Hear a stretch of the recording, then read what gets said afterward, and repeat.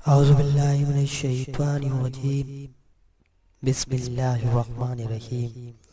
ایک رات سلطان محمود غزنوی کو کافی کوششوں کے بعد بھی نیند نہیں آئی تو اپنے غلاموں سے کہنے لگے، لگتا ہے کہ کسی مظلوم پر آج کوئی ظلم ہوا ہے، تم لوگ گلیوں میں پھیل جاؤ اور اگر کوئی فریادی نظر آئے تو اسے میرے پاس لاؤ۔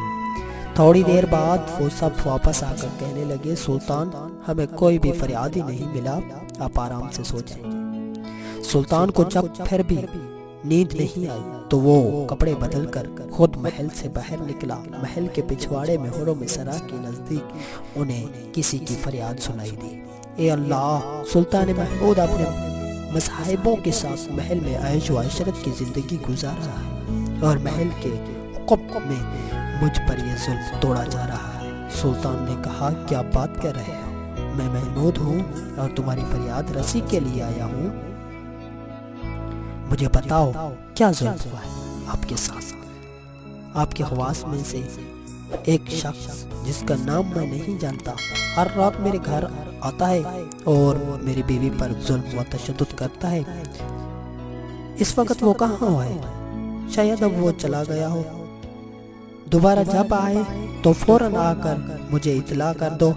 پھر سلطان نے محل کے دربان کو وہ شخص دکھایا اور کہا کہ جب بھی یہ دربار آئے اسے سیدھا میرے پاس پہنچا جائے، اگر میں نماز کی حالت میں بھی ہوں تو پرواہ مت کرنا۔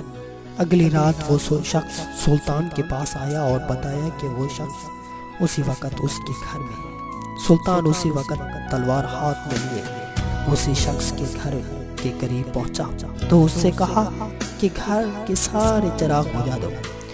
پھر اندھیرے میں ہی اس کے گھر میں گھس کر شخص کا سر تن سے جدا کر دیا۔ پھر سلطان نے حکم دیا کہ چراغ روشن کر دو۔ اس شخص کا چہرہ دیکھا اور سجدے میں گر پڑا۔ پھر گھر کے مالک سے کہا، اگر کچھ کھانے کو ہے تو لے آؤ، مجھے بہت سخت بھوک لگی۔ اب جیسا سلطان مجھے غریب کے گھر کا کھانا کھائے گا، جو کچھ بھی ہے لے آؤ۔ وہ شخص ابھی سوکھی روٹی اٹھا لایا جسے سلطان نے بڑی رغبت سے کھایا۔ وہ شخص سلطان سے پوچھنے لگا کہ چراغوں کو بجھانا، سجدہ کرنا اور روٹی طلب کرنا کے پیچھے آخر کیا ماجرا ہے؟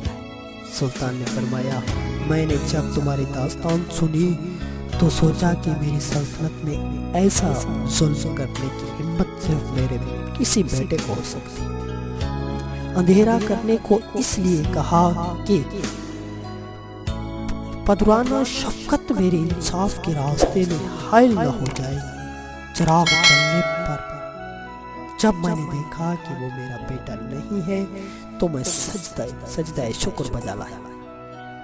کھانا اس لیے مانگا کہ جب سے مجھے تمہاری مصیبت کا علم ہوا میں نے اللہ تعالیٰ کے سامنے قسم کھائی تھی کہ جب تک تمہیں انصاف نہیں مل جاتا میرے اوپر روٹی کھانا۔ اسی وقت سے اب تک میں نے نہ کچھ کھایا ہے اور نہ کچھ پیا ہے۔